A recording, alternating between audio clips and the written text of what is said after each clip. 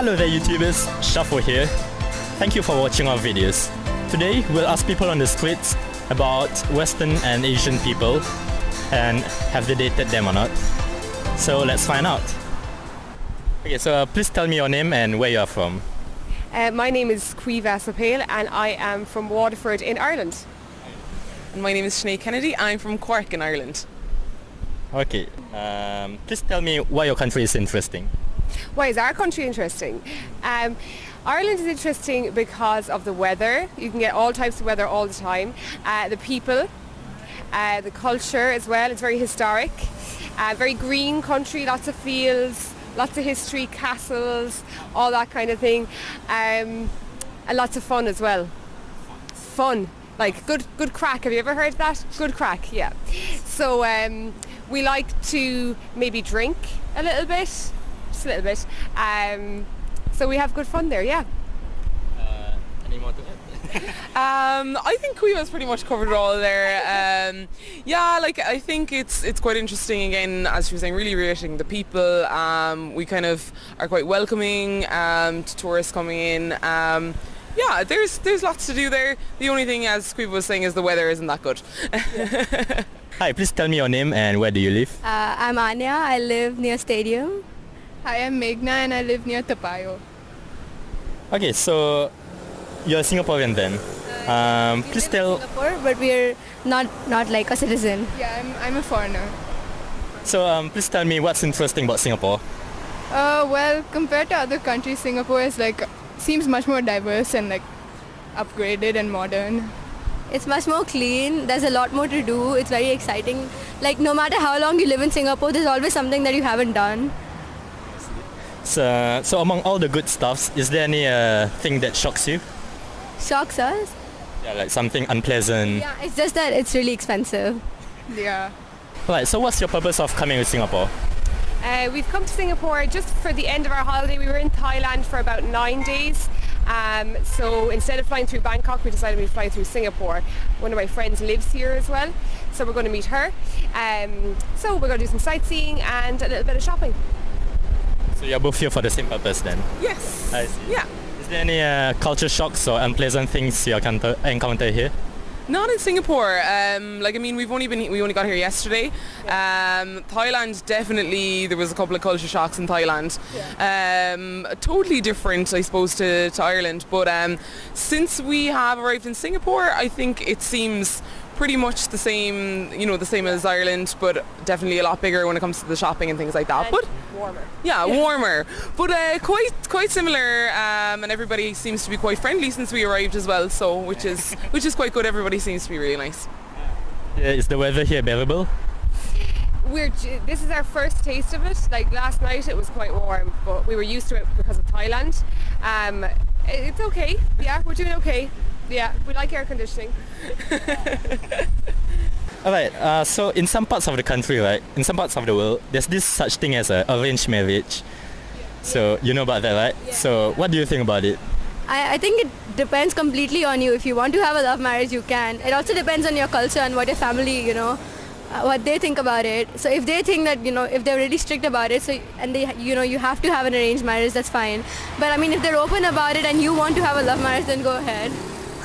I mean, ultimately it's your decision. So, whether you agree or not is, depends on you. Because it's eventually going to be you who's getting married, so. Alright, so what do you think is the ideal age to get married nowadays? I don't know. Obviously I think it's better, after you start working and you're stable, it's better after that. I don't know, around 25? Yeah, I think when you have a career and when everything's going good. So after you settle, have a good job, then get married. I see. Please tell me, why do you think people get married? No. I think people get married because of a range of different reasons. They meet someone, they fall in love, they want to spend the rest of their life with somebody.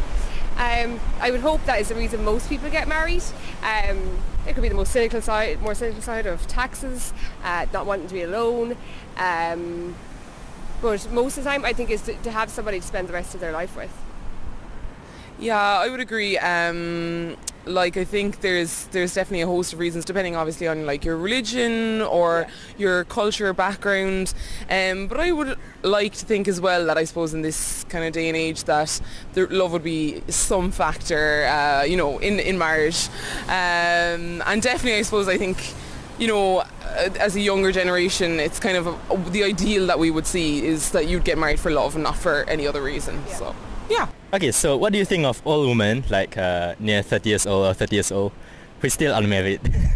If it's their choice, then it's completely okay. I mean, some women want to concentrate on their career rather than getting settled and married, so that's fine. But I mean, I don't know. I mean, we don't have any problem with that, right? Yeah. Because there's a notion that such women, they are treated as leftover women by some men, unfortunately. You got anything to say about that? I don't know. I mean, I feel like any person can find a partner if you want to get married. There's a lot of people in the world. You can always, you can't be left over. I'm pretty sure that there's a lot of men in the 30s who aren't married either, so. Okay, in some parts of the world, there's such thing as an arranged marriage. Do you know that? Yes. Yeah. So, what's your opinion on arranged marriage? I think, definitely, sometimes I'm sure that an arranged marriage can work quite well.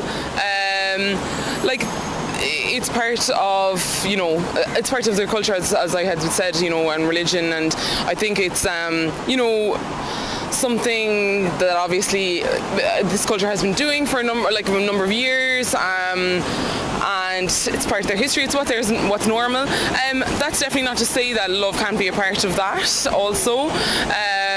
But yeah, it's just a little bit different, I suppose, from what we would know.